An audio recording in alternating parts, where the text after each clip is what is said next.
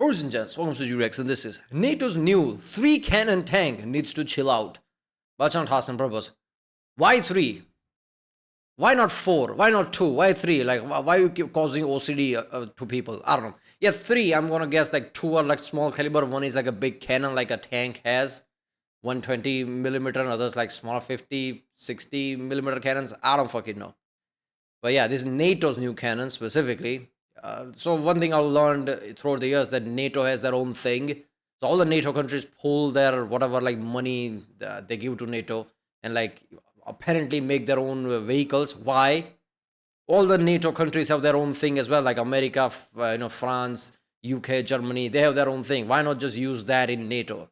Like why waste money in R&D for specific NATO vehicles? I don't know. This is by task and purpose. It's going to be interesting. Let's watch it.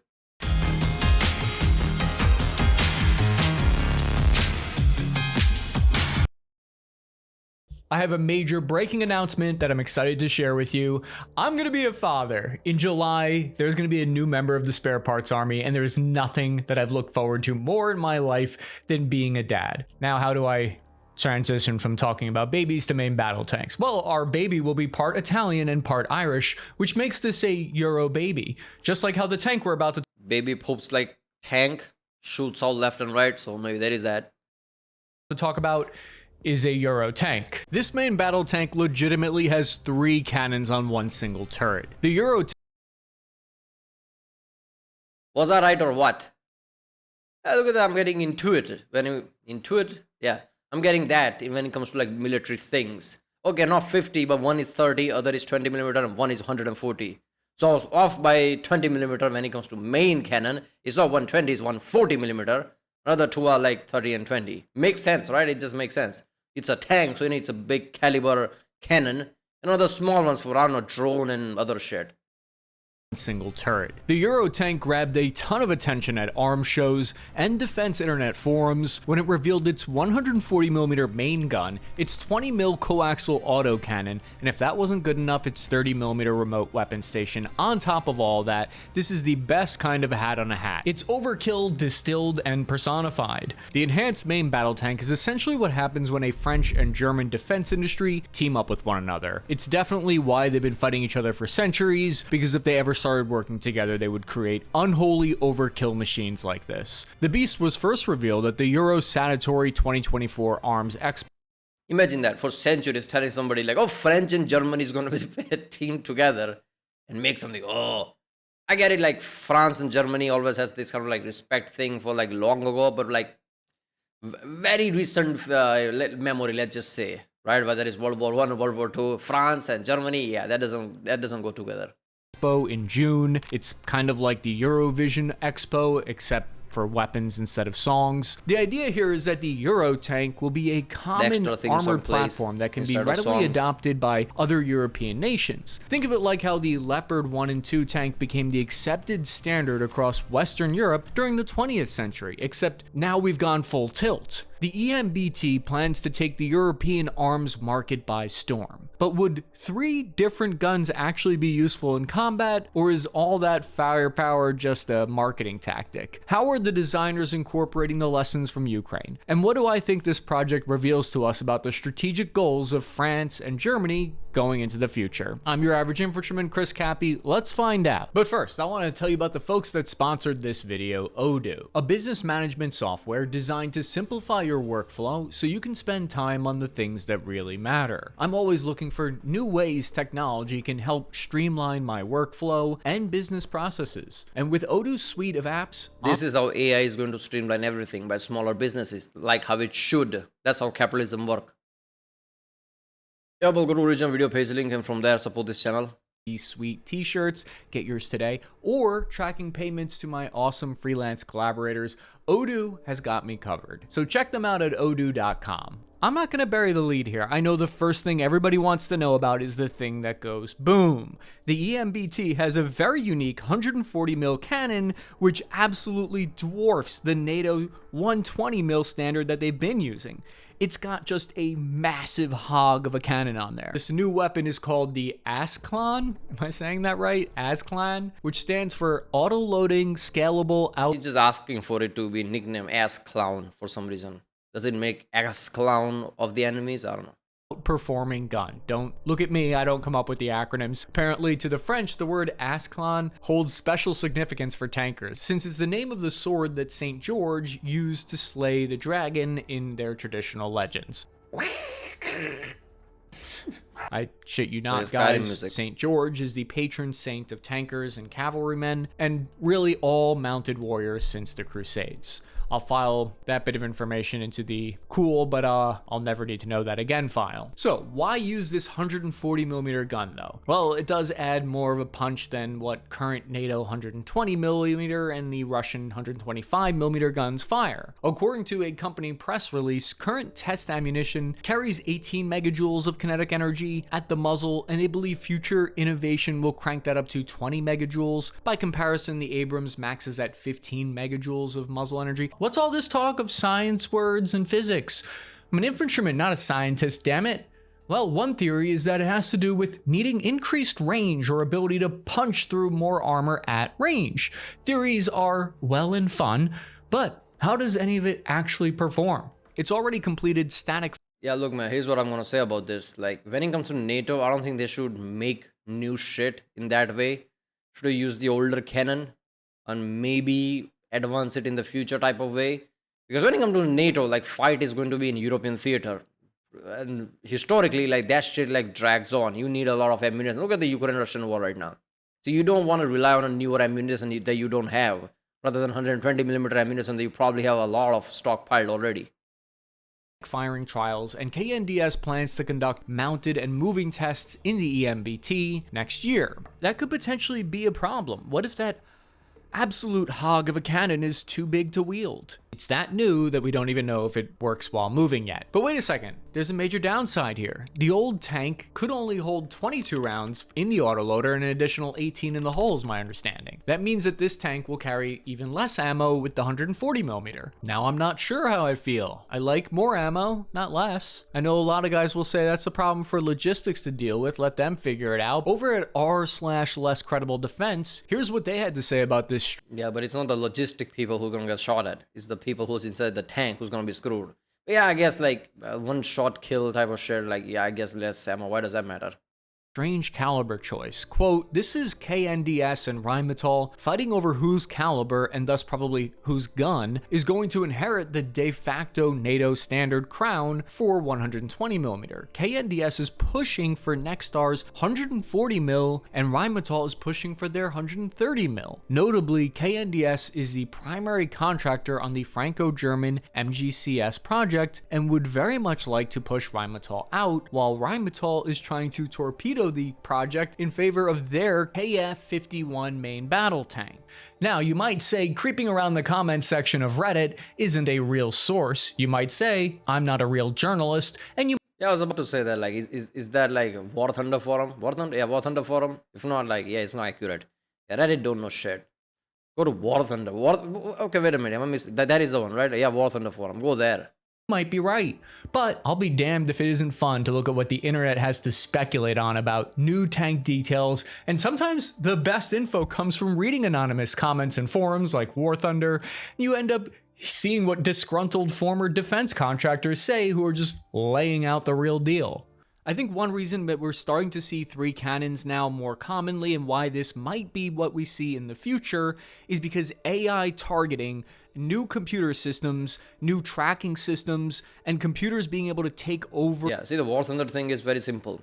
Why have your pent-up aggression talk in front of us, like shrink or therapist or whatever, who might be in the pocket of the government, who might make you disappear by speaking out classified information? Just use a VPN, go to War Thunder forum and like take out your aggression there, like pent-up aggression, just like comment it down. There you go. That just makes sense. That's why everything leaks at War Thunder and other forum shit. Twitter? For yeah, sure, the why job Twitter too? of a gunner in some cases, or at least find you targets allows you to monitor all these weapon systems in ways that it didn't make sense before in the past. The fellas at our Tank Porn said, such a heavy weight with a low profile turret is peculiar. It certainly implies heavy armor, but it's also huge for having such a seemingly flat turret. The honest truth is that the figure frankly makes little sense given what we're seeing. Either they're having fun with us, i.e. giving us an incorrect number, or something else is afoot. So they're commenting on the fact that they say that it's 61 tons while having that lower profile turret. They're guesstimating that the weight was put into heavier armor protection. Then there's that 20 mil coaxial autocannon. One of the key lessons of the war in Ukraine is that tanks duels are pretty rare. They don't happen that often, while fire support and reinforcing infantry movements are still the most common mission for tanks. The vast majority of combat for tanks in this conflict has been against lightly armored vehicles, fortifications, and soft targets. The thought process here is that the two smaller cannons will give tankers options for engaging these more common targets while preserving that main gun ammo. I like where their head's at. This is it's for like strafing tree lines and cutting through concrete buildings. It's coaxial, so that basically means that it's in line with wherever the cannon is pointed. So why do that? The fellows over at our Non-Credible Defense had this to say about the coaxial choice. Parallax. You want it in a similar place to the main gun, so you automatically know where the bullets are coming from and going. To also have it fixed to the turret means that you don't have to switch cameras at your station just to fire the machine gun. You just switch weapons and spray away. That's not to say that there aren't— press the button 1. It's easier to like get your pistol. There you go, rather than like adjust camera and all that shit. Advantages to having the ability to use other weapons from the same station, which can already be done, but a fixed coax is definitely useful and there for a reason. So that explains why you got that coaxial weapon there. Usually it's a 50 cal, now they're upgunning it. So the 30mm RWS on top of the turret is useful because it's got that 360-degree coverage and it can be pointed in any direction, not just where the cannon is. According to Nexstar, it's got that max range of 4,000 meters, which means that it replaces the 50 cal. And it has 6 anti-drone radars all around the turret, just to give you an idea of how anti-drone we've all become. One minute we're all buying drones for kids for Christmas, and then suddenly it seems like everyone's racist against drones now. The government's coming up with new slurs for drones, like UAP and UACP. Back in my day, we just called somebody in the Pentagon like, okay, what about the drones? And somebody just like had this, like flashback memories of their kids annoying them with drones and like hitting them with the drones. Yeah, fuck drones, man. Put defense budget on drones like 10 times higher. Called them UFOs. The main ground combat system launched in 2017. Their goal was to replace the aging Leclerc and Leopard 2 tank that had served in France and Germany for decades. Germany has been observing the war in the Donbass between Ukraine and Russian proxy forces that had been simmering since 2014, and the German army was worried that the Leopard 2 wouldn't have the protection or the firepower to reliably defeat newer Russian tanks if the land war spread across Europe. Meanwhile, the French military had suffered deep budget cuts at the time, and there were force reductions in 2008 and 2013, so much so that a lot of the French military's top staff threatened to resign in 2014 if the defense budget was slashed any further, warning that they'd be unable to do their job without the resources to support operations abroad. France needed to somehow keep their defense expenditures low while keeping their arms industry solvent, or they risked losing any ability to modernize and expand in the future. Let's take a look at what the internet has to say about this beast. We'll start with the good folks over at our Tank Porn. One net warrior writes, the 30mm RCWS is interesting for anti-UAV capabilities. I wonder how effective that will be. If it works well, I could see the original MBT-70 dream of an autocannon on a main battle tank finally becoming a reality. They're referring, of course, to a tank project between Germany and the United States from the 1960s that ended up being canceled. For most kamikaze drones, a 20mm autocannon will be sufficient. It can also carry a deeper magazine for it. Add a coaxial machine gun, and it can handle pretty much any threat with sufficient firepower. Wait, are we suggesting that we throw another weapon on top of there? Okay, you're a psychopath, and I love it. Also, the 20mm recommendation there wouldn't work because you need the 30mm for programmable airburst rounds to shoot down the drones. So this net warrior next brought up a really good point. He said, after watching a Bradley manhandle a T-90M tank, all I can think seeing this is there's a lot of breakable stuff on the front of that tank. It's true, just one cluster bomb sending out fragments could knock out all those sensitive cameras. Yeah, that is so true. Like, you know, that's the problem with any modernizing thing. Like, people go all out with tech, all out with tech, right? And with the tech, you need to like realize like you still need to make it simplified, right? What is it called? Like KSS, keep it simple, stupid, whatever. Like Federation says it, right? You still need to keep things simplistic while upgrading the tech. You don't want like, okay, all this tech which relies on everything and like one cluster bomb, like that's it, everything like gone down, right? And now even the normal tank doesn't work because it was relying on some electric system now. So whole tank is gone with just simple bomb. You don't want to do that shit.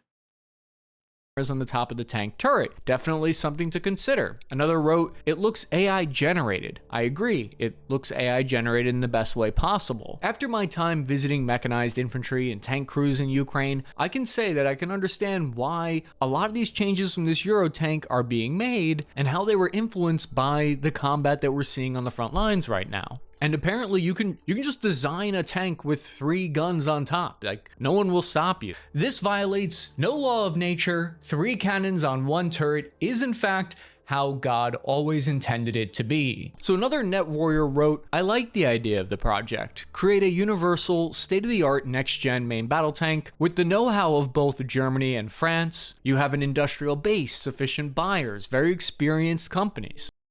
Is that cooperations between Germany and France are always complicated to say the least. In the last year, our interests started to diverge more. I feel the rivalry between KMW and Rheinmetall is slowly poisoning the very complicated compromises between Germany and France. It remains to be seen if it makes it, especially with the current conflict about the future combat air systems. Even though the government said they reached an agreement, those conflicts will flare up again, end quote. And you'll see this is a common comment that you see all across. People will mention how it's very difficult for France and Germany to cooperate on defense projects. So France and Germany saw an opportunity here to try to make that cooperation work. See, what has happened throughout the year is France just being like, oh, we are the top guy here in NATO. Why? Because Germany, you did the World War II, you did the World War I, and just like, oh, bad.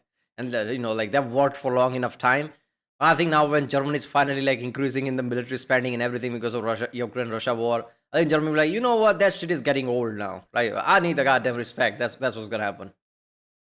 Would still meet both of their needs. The neighboring countries hatched this deal to merge their 2 premier tank manufacturers into one conglomerate that would meet the needs of the future and reduce costs along the way. If you're wondering if US aid was involved, not likely. Those programs don't provide weapons or weapons funding to European nations. That would be the US Foreign Military Sales Program that could support something like this. It's like my old squad leader used to always say, the CIA works in mysterious ways. So next, our system. They disbanded US aid, right? Trump did that. Yeah. Or should I say Elon did that? Your elected official, Elon Musk. The manufacturer of the French Leclerc tank would team up with KMW, the producers of the German Leopard 2, under a new holding company called KNDS. But could the team up work? Could 2 of history's greatest rivalries put their differences aside? On the one hand, you got your laid-back, creative French types that like, they like to chill and romance and have a good smoke. And on the other hand, you've got those strict Germans who they love having their trains run on time. So would this partnership possibly benefit from each of their strengths? A Net Warrior wrote, cool project in theory, but I don't think it will really work, not because the tank is bad, but because Germany and French military cooperations are a difficult and confusing process. And yet I still have faith in them. The new joint venture and firm was a serious go at it. I think after what Trump did recently and how like it pissed off every European leader like France, Germany, everybody, I think they're going to put their differences aside now. Like, okay, I think the time is coming where we might need to do our own thing and not rely on US because US might not back us type of shit. With the NATO vote where UN vote. In UN vote where US basically voted similarly as North Korea and like Russia and okay, every European leader is like, okay, this is like a bad sign for the future. Let's put our differences aside. World War II 2.0 is coming. World War III, whatever. I don't want to say World War III because when I say World War III, people imagine like nuclear apocalypse, which I don't think is going to happen. I think World War III is going to be similar to World War II, but much higher scale and technology.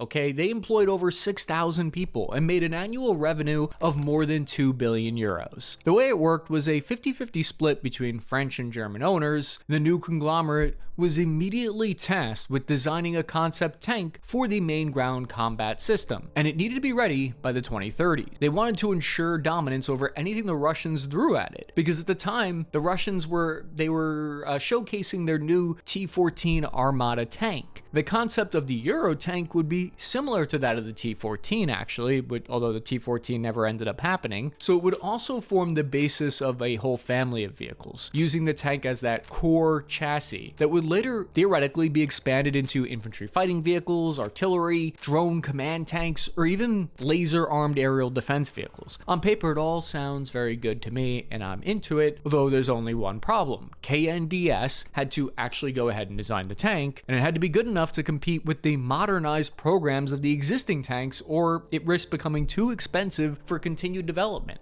As of 2018, Eurosatory Expo, the KNDS revealed their new first demonstrator that the two companies could achieve together. The 2018 version of the tank was a hybrid of two proven designs. It basically mated the turret and autoloader of the Leclerc to the hull and drivetrain of the Leopard. The 10% lighter turret of the Leclerc gave the tank around 6 tons of growth potential for future upgrades. While not revolutionary just yet, the early model completed live-fire demos to prove that the two French and German companies could cooperate and deliver a functional product within a reasonable time frame, and it was beautiful, oh so beautiful, but it was... I don't think there's anyone in the world who doubts French and German capabilities when it comes to engineering. The doubt will come with like how the cooperation is going to work, and like is it like logistically, is it even feasible, like is this going to be a thing? Will they able to produce a lot? Will they able to like produce ammunition a lot? Is this going to be like a surety in the future? Do they have the fund? All this shit, right? Like maybe they'll make it, but how many of them, right? Is it going to be end up like how T-14 was, like okay, it's a concept, it works, but they don't have the resources to make a lot? Like where they're going to put the funds? I don't think engineering aspect is anybody had the question. Like of course they can do it. Wasn't all going according to plan. Getting the two halves of the tank to interface and cooperate was apparently a lot harder than you might think. Engineers had to get not just the computer systems for the two different countries to talk to each other, but also they had to get it to link up these different electrical, hydraulic, and mechanical systems. Apparently, it's not... Imagine that, like electric computers, like one language. French, this is smooth language, right? Well, German just screaming, like how the fuck am I supposed to understand that? Yeah. AI, this is AI channel, right? AI can be like, okay, wait a minute. If I can understand this too, I can do anything. This is how the first conscious AI is gonna be come out of something. It's between these two languages. Just as easy as, hey, they both use the metric system. Project manager from the German side of the house, Sebastian Bent, described the milestone here as, this is the first step in having a common product from Nexstar and KMW. This is a demonstrator, but the next step will be to have a prototype or pre-series production, end quote. But then something happened that turned everyone's defense plans on their heads. The explosion of the conflict in Ukraine to a full-blown invasion in 2022 dramatically reshaped the security environment in Europe. The war challenged many previous assumptions about how tanks would operate in a near-peer conflict, and both sides suffered heavy losses to mines, drones, and anti-tank guided missiles. For the engineers back at KNDS, the war was a key source of intelligence on how tank designs would need to evolve and embrace new philosophies to stay on top of their game. By 2024's Eurosatory Expo, when it rolled around, KNDS had come up with their answer: guns. Lots of guns. And a greater emphasis on guns. No, on information and active protection systems instead of just heavy armor for protection. The 2024 iteration of the project was called the EMBT-ADT-140, which just really rolls off the tongue, but my understanding is that the E in that stands for... Yeah, I like how they just basically like, Browning, as soon as he heard it, it's just like happy sounds from the sky or something, right? Like, I don't know, whatever. So... guns, more guns, 3 guns, 4 guns. In the end of it will be some kind of 5 guns, like 2 more lasers. More like, advanced version of this in the future, a few decades from now. Lasers become a thing. Lasers for like drones, there you go. Euro, or I've also seen it stand for enhanced. It's one or the other. So it features a radically redesigned turret that fit the 3 main guns, plus a 7.62mm machine gun on top. It now had an unmanned turret design and reallocated 3 of the crew members into the hull. Unmanned turrets are showing up more and more on tank prototypes these days, so I think it deserves this attention, because supposedly it's going to reduce the turret weight and size that's associated with having, while the crew can be better protected in an up-armored hull. It also helps with peeking over the terrain when the hull stays hidden, so the crew can't be hit by direct fire. It's a position tankers call hull down. Here is where we need to talk about the elephant cannon in the room. The legitimately insane centerpiece of the new tank here is its armament. Its gigantic 140mm cannon that looks like it's right out of Warhammer 40k. This thing is developed by Nexstar. It's the French half of the KNDS partnership. But the pressure's on this tank because the price tag for development is about 1.5 billion euros right now and rising. Both French and German subcontractors want their piece of the pie as well. There are now signs that another German arms giant, Rheinmetall, is looking to oust KMW from the conglomerate and take their place, which might have all to do with some of this back and forth about the turret cannons and standards. So German and French press reports indicate that Rheinmetall might be looking to derail the entire project if they don't get 50% control or more. In response, KNDS demanded that... Yeah, why do they have that level of control though? They can just do that, right? See, I like competition. Competition produces a great result in the end, but competition shouldn't waste money. Like espionage and all that shit, like whatever, like not espionage, but whatever, like political espionage, why the fuck not? Doing all this shit just to like derail something, but in the end, like it's taxpayer money that got wasted. Like I hope that doesn't happen. The French and German governments codify leadership of the project into law, moving away from that committee-based system to a sole decision-making entity. But whether overall leadership of the project would be the French Nexstar or German KMW is still an ongoing source of disagreement that could torpedo the entire spirit of cooperation between the two subsidiaries. All this serves as a microcosm of why I think past efforts among European nations to design a multinational weapon system has been so difficult to get off the ground. Each European country has a national priority to guard and develop their own arms industry, which means even when two countries agree on design requirements, the process rapidly devolves into corporate bickering over who gets to make what and the decisions to build or on which parts. This has led to the current status quo where even countries within the same alliance and geographic region end up spending way more money on redundant weapons, aircraft, and vehicles that do roughly the same thing as their neighbors. Protectionism does have its downsides after all. Hopefully it all works out though, because the more successful the core Euro tank ends up being on the export market, the easier and cheaper it is to develop the offshoot vehicles for further offering. The thing is, like global economy in general, it's like very weird when you look at it because how it's tied to every other country in a way. And even though it might feel as a wasted resources, they might just be doing that to like boost up their economy. Right? Okay, that's like a wasted spend, sure, but it's just like if they do that, their economy shoots up, right? Because jobs are protected and all that shit. You can tax that. People can like, okay, you can like write that off. Like, oh wait a minute, this is where we spend taxes. It's for defense. So your population now, I guess, in theory, works harder to make more money, more taxes. It's just economy goes up. You would argue in the end, like, but where is the resources coming from, right? Like, resources are being wasted. Shouldn't that be like, like waste and like overall eventually hurts the economy? That's the problem with the economy. It's time based somehow. You don't want like that train to slow down, right? So even like if you waste it but keep the economy up, that will have benefit in the future. Economy is very weird that way, right? That's why you go to any like bookshelf, you'll find like a 1 or 2 big physics books. Economy books, it's like thick binder level fucking books, and there are many of them. There's a reason behind it, because it's constantly changing. On the European market down the road. Buy your tanks in bulk for discount, like how we do it at the American Costco. As for how sound a philosophy it is to mount 3 separate guns on a tank, I'll have to wait until they add this to War Thunder to find out, not so that I can test it, how it performs in a simulator, but so that I can wait until people leak information about the tank on their forums. The latest developments, and be sure to check out my buddy Ryan McBeth's new book, The Wind Machine. It's fast-paced, it's a great read, I found myself quickly getting caught up in it, so it's no surprise that it has a great 4.7 score on Goodreads. In The Wind Machine, Ryan McBeth has written a gripping techno thriller that explores the terrifying power of technology. Yeah. All right, well, that was NATO's new three cannon tank needs to chill out. Yeah, I mean, yeah, nobody like questions technology NATO countries can provide. European countries like the West. When people say the West is usually like mostly Europe and America, right? So Germany, France, like yeah, the technology they can do the technology part. They can do it right. Germany can do engineering right. Engineering hub of the planet. They can do this shit. But in the end of the day, it will all come down to like logistics. Like, can they do it? Like, can they produce it at that number? I guess it will all depend if they come to like emergency scenario or not. If they are actually worried that Russia-Ukraine war might leak towards them, then they might like increase the spending. Until then, they'll do this. They'll put it in the back burner. Maybe you'll produce few of them. That's it. Right. Well, if you like my content, don't forget to like, subscribe, and I'll see you next time.